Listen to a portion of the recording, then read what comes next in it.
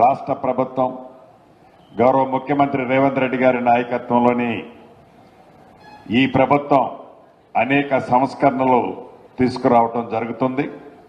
దాంట్లో భాగమే ధరణిని రూపుమాపి భూభారతిని తీసుకురావటమే కాకుండా ఈ భూభారతి సామాన్య ప్రజలకి ఒక చుట్టంలా, ఇందాక మిత్రులు వివేక్ వెంకటస్వామి గారు చెప్పినట్లు, సామాన్య ప్రజలకి భూములున్న ఆసాములకి ఒక చుట్టంలా అద్భుతంగా ఆ చట్టం తీసుకొచ్చి దాని ఇంప్లిమెంటేషన్ జరుగుతున్న సంగతి మీకు తెలియంది కాదు.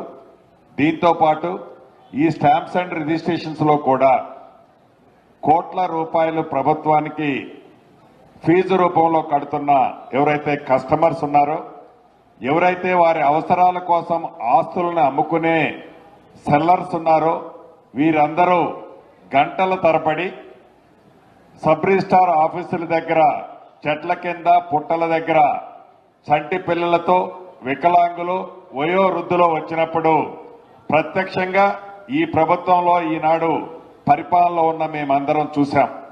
వారు పడుతున్న ఇబ్బందులు గంటలు వడగాలిలో, వర్షంలో, చలిలో వాళ్ళు పడుతున్న ఇబ్బందిని ప్రత్యక్షంగా చూసిన తర్వాత రాష్ట్ర సహచర కేబినెట్ మంత్రులు, గౌరవ ముఖ్యమంత్రి గారు అసెంబ్లీలో కూడా శాసనసభ్యులు, శాసన మండలి సభ్యులు కోరిక మేరకు ఓఆర్ఆర్కి ఇన్నర్ సైడ్ ఉన్న 39 సబ్ రిజిస్ట్రార్లని ఇంటిగ్రేటెడ్ సబ్ రిజిస్ట్రార్లుగా 11గా ఈనాడు ఏర్పాటు చేసే దాంట్లో భాగమే ఈ పటాన్ చెరువుకు సంబంధించిన ఈ సబ్ రిజిస్ట్రార్ కార్యాలయం.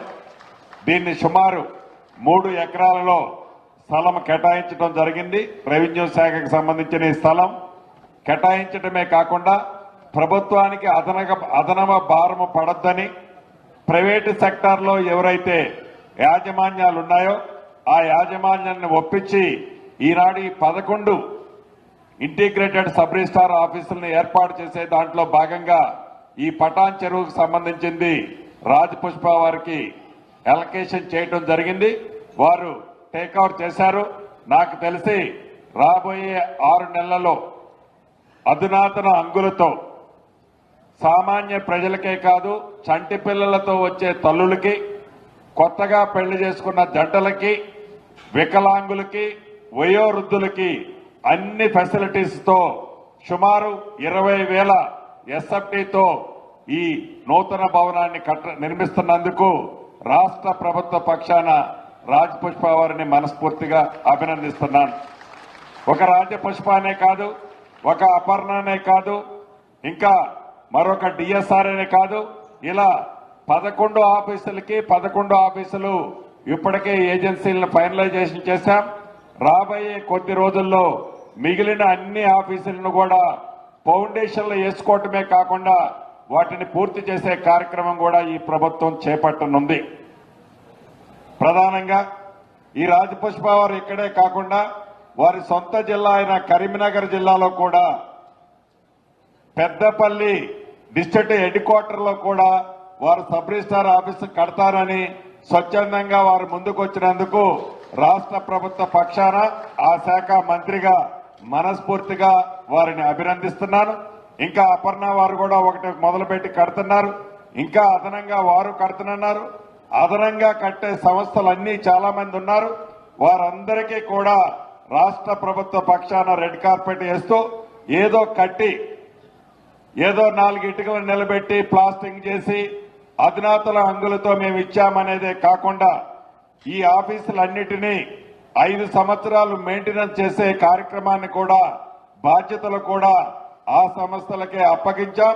తప్పకుండా 5 స్టార్ ఫెసిలిటీస్ తో సామాన్య ప్రజలకి, ఎవరైతే రిజిస్ట్రేషన్ కోసం వస్తారో, ఎవరైతే కొత్తగా పెళ్లి చేసుకున్న వారు రిజిస్ట్రార్ ఆఫీసులో పెళ్లి చేసుకోవాలనుకున్న వాళ్ళకి మ్యారేజ్ హాల్ లాంటితో పాటు చంటి పిల్లల తల్లులకు కూడా సకల సౌకర్యాలు కల్పించే ఈ అధునాతన భవనాలు భవిష్యత్తు తరాలకి ఇది ఉపయోగపడుతుందని మనస్ఫూర్తిగా నేను ఆశిస్తున్నాను. అంతేకాదు, ఈ ప్రభుత్వం యొక్క పనితీరు మీకు తెలియంది కాదు. భూభారతి తీసుకొచ్చి ఏదో కాగితాల వరకే భూభారతి తీసుకొచ్చామని చెప్పకుండా మనిషికి ఆధార్ ఎలా ఉందో ఇందాక అంజిరెడ్డి గారు చెప్పినట్లు భవిష్యత్తులో కాంట్రవర్సీ డిస్ప్యూట్ ఏ ప్రాపర్టీకి లేకుండా ఉండే విధంగా మనిషికి ఆధార్ ఎలా ఉందో మ్యాప్తో కూడిన భూధార వ్యవస్థను కూడా ప్రతి పాకెట్ కి ఈ ప్రభుత్వం తీసుకొస్తుంది. అంతేకాదు ఈ భూభారతి కార్యక్రమం ద్వారా ఒకే ప్లాట్ఫారం మీద భూమి యొక్క వివరాలతో పాటు భూమి యొక్క సరిహద్దులతో పాటు అది ల్యాండ్ కన్వర్షన్ అయినా కూడా సబ్ రిజిస్ట్రార్ రిజిస్ట్రేషన్ చేసినా ఎంఆర్ఓ రిజిస్ట్రేషన్ చేసినా రిజిస్ట్రేషన్ ఎక్కడ జరిగినా ఒకే ప్లాట్ఫారం మీద ఏదైతే నిషేధిత జాబితాలో ఉన్న సర్వే నెంబర్లు ఎంఆర్ఓ దగ్గర నిషేధితులు ఉంటే సబ్ రిజిస్ట్రార్ దగ్గర ఈనాడు కొన్ని జరుగుతున్నాయి. సబ్ రిజిస్ట్రార్ దగ్గర కొన్ని నిషేధితులు ఉంటే ఎంఆర్ఓ దగ్గర రిజిస్ట్రేషన్ జరుగుతున్నాయి.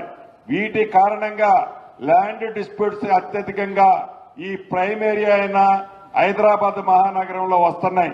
వీటన్నిటినీ కూడా నివారించడం కోసం ఒక కొత్త తరమైన కాన్సెప్ట్ తో అన్ని కాన్సెప్ట్లు సింగిల్ పేజీ మీదకి తీసుకొచ్చి ఇలా డబుల్ డాక్యుమెంటో త్రిబుల్ డాక్యుమెంటో ప్రభుత్వ స్థలాలు రిజిస్ట్రేషన్లు జరగటమో ఇతరత్ర జరగకుండా ఉండే విధంగా రాబోయే 1.5-2 నెలల లోపు ఈ కొత్త యాప్ రాబోతుంది. దీంతో భవిష్యత్తులో ల్యాండ్ ఇష్యూస్ సార్ట్అవుట్ చేయటమే కాకుండా ఏవైతే భూములు సర్వే చేసి ఈ భూదారు కార్డు ఇచ్చిన తర్వాత ఈ భూదారు ఫైనల్ అయిన తర్వాత వీలైనంత వరకు గ్రామీణ ప్రాంతంలో కానీ పట్టణ ప్రాంతాల్లో కానీ ఈ భూ సమస్యలు తప్పకుండా సర్వే తర్వాత పూర్తవుతాయి. ఈ సర్వే చేయటం కోసమే రాష్ట్ర వ్యాప్తంగా ఇప్పటికే 5,500 మంది లైసెన్స్డ్ సర్వేలను కూడా రాష్ట్ర ప్రభుత్వం నియమించడం జరిగింది. అంతేకాకుండా లేటెస్ట్ టెక్నాలజీ సర్వే చేసే ఎక్విప్మెంట్ ని కూడా పర్చేజ్ చేశాం. ప్రతి మండలానికి ప్రతి జిల్లా హెడ్ క్వార్టర్లో కూడా ఈ సర్వే వ్యవస్థను మరింత బలోపేతం చేస్తున్నాం. భవిష్యత్తు తరాలకి ఈ రాష్ట్రం సర్వేకి సంబంధించినది కానీ భూముల విషయంలో కానీ ఇందాక మా మిత్రులు వివేక వెంకటస్వామి గారు చెప్పినట్లు భూ సమస్యలు ఎన్ని తక్కువ ఉంటే ఇంటర్నేషనల్ పెట్టుబడులు నేషనల్ పెట్టుబడులు ఈ రాష్ట్రానికి వస్తాయి. దాన్ని దృష్టిలో పెట్టుకొని భూ సమస్యలు శాశ్వతంగా పరిష్కరించే విధంగా అధునాతన యంత్రాంగంతో అధునాతన టెక్నాలజీతో ఈనాడు ఈ రాష్ట్ర ప్రభుత్వం భూభారతి చట్టం ద్వారా ఈ రాష్ట్రంలో ఉండే భూములున్న ఆసాములకే కాకుండా విదేశాలలో భూములు ఇక్కడ కొని ఇన్వెస్ట్ చేసిన వారికి కూడా పూర్తి భద్రత కల్పించే కార్యక్రమాన్ని ఈ రాష్ట్ర ప్రభుత్వం ఈనాడు చేపట్టింది. కాబట్టి ఇన్వెస్టర్స్ ఎవరైతే ఉన్నారో గతంలో లాగా భూమి మీద ఇన్వెస్ట్ చేసిన తర్వాత ఒక 6 నెలల తర్వాత 9 నెలల తర్వాత ఆడికి వచ్చి భూమి చూస్తే వారి భూమి వాడు ఉండకుండా ఉండి వారు అభద్రతకు లోనైన సందర్భాలు కోకొల్లలున్నాయి. అటువంటి పరిస్థితి పునరావృతం కాకుండా ఉండే విధంగా ఈ భూభారత్ కార్యక్రమాన్ని ఇంప్లిమెంటేషన్ చేసే దాంట్లో ఈ ప్రభుత్వం చట్టబద్ధతతో కూడిన కార్యక్రమాన్ని చేపట్టిందని రాష్ట్ర ప్రజలకే కాకుండా ఈ రాష్ట్రంలో ఇన్వెస్ట్ చేసే విదేశాల్లో ఉండే ఇన్వెస్టర్స్ కూడా మనస్ఫూర్తిగా తెలియజేస్తున్నాను. దయచేసి ఈ రాష్ట్ర ప్రభుత్వం ప్రతిష్టాత్మకంగా చేపట్టిన ఈ భూభారతి చట్టం కానీ ఈ సర్వే కార్యక్రమం కానీ ఈ భూదారు కార్యక్రమం కానీ ఈ రిజిస్ట్రేషన్ వ్యవస్థలో ప్రక్షాళన చేసి సామాన్య ప్రజలకి అందరికీ ఉపయోగపడే విధంగా చేపట్టిన కార్యక్రమాన్ని పూర్తి సహాయ సహకారాలు అధికారులతో పాటు రాష్ట్రంలో ఉండే భూములున్న ఆసాములు కూడా కల్పిస్తారని మనస్ఫూర్తిగా కోరుకుంటూ అంజిరెడ్డి గారు చెప్తున్నారు. ఒక ఉదాహరణ చెప్పారు. ఒక రైతుకి 32 కుంటల భూమి ఉంది. ఆ రైతు 52 కుంటల భూమి అమ్మాడు. ఎట్లా అమ్మాడా అంటే ఈ 32 కుంటలు ముందు ఎంఆర్ఓ దగ్గర రిజిస్ట్రేషన్ చేస్తాడు.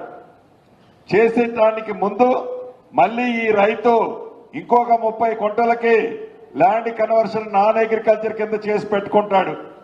ఈ నాన్ అగ్రికల్చర్ చేసిన తర్వాత మళ్ళీ ఇదే భూమిని ఒక బై నెంబర్ చూపించి అక్కడ సబ్ రిజిస్టార్ ఆఫీసులో మళ్ళీ ఒక 22 కుంటలు అమ్మాడు. అంటే ఆ రైతుకి 32 కుంటలుంటే ఆ రైతు పేరు చెప్పుకొని దళారీలు ఒక 20 కుంటలు అదనంగా అమ్మిన కారణంగా ఆ భూమి పక్కనే ప్రభుత్వ స్థలం ఉంటుంది. ఈ ప్రభుత్వ స్థలంలో కబ్జా పెడతాడు. ముందు అమ్మింది ఆ ప్రభుత్వ స్థలాన్ని వాళ్ళకి హ్యాండ్ ఓవర్ చేస్తాడు. ఈ భూమిని ఈ రైతే ఉంచుకుంటున్నాడు. ఇలా ఇబ్బందులు జరుగుతున్నాయని అన్న చెప్పడం జరిగింది. దీని నివారణకి రాష్ట్ర ప్రభుత్వం 2 చర్యలు చేపట్టింది. ఒకటి, ఇందాక ఒకే పేజీ మీదకి అన్ని వ్యవస్థలు తీసుకురావటం వల్ల అది సబ్ రిజిస్ట్రార్ రిజిస్ట్రేషన్ కానివ్వండి, ఎంఆర్ఓ రిజిస్ట్రేషన్ కానివ్వండి, ఇతరత్ర రిజిస్ట్రేషన్లన్నీ సింగిల్ పేజీకి రావటం వల్ల ఆటోమేటిక్ గా అక్కడ రెడ్ మార్క్ రావటం జరుగుద్ది. భవిష్యత్తులో ఎక్సెస్ ల్యాండ్ రిజిస్ట్రేషన్ అనేది 100కు 100% జరగదు. రెండవది, ఏదైతే సర్వేలు చేస్తున్నామో భూ సర్వే చేయటం వల్ల భూదార్ అనే ఐడి నెంబర్ ఇవ్వటం వల్ల ఆటోమేటిక్ గా ఆ ల్యాండ్ పార్సల్ కు సంబంధించిన ఔటర్ లైన్ తో కూడిన మ్యాప్ ఇవ్వటం జరుగుతుంది. ఈ మ్యాప్ ఇవ్వటం వల్ల ఎక్సెస్ ల్యాండ్ అమ్మటమే కాకుండా తన ల్యాండ్ కాకుండా పక్కన ప్రభుత్వ స్థల ల్యాండ్ లోకి ఆ రైతు గాని ఆ బ్రోకర్ గాని పక్కకి పోలేడు. దీనివల్ల కూడా భవిష్యత్తులో ఈ ఎక్సెస్ ల్యాండ్ అమ్మటం కానీ అమాయకులైన ప్రజలు వాటిని కొనటం కానీ అవకాశం పూర్తిగా నిరోధించే విధంగా ఈ ప్రభుత్వం చర్యలు చేపట్టింది. తప్పకుండా వాటి ఫలితాలు రాబోయే కొద్ది రోజుల్లోనే రాష్ట్రంలో ఉండే ప్రజానికానికి అందబోతున్నాయి అని చెప్పడానికి సంతోషిస్తూ మీ అందరికీ మనస్ఫూర్తిగా అభినందనలు, కృతజ్ఞతలు తెలుపుతూ సెలవు తీసుకుంటున్నాను.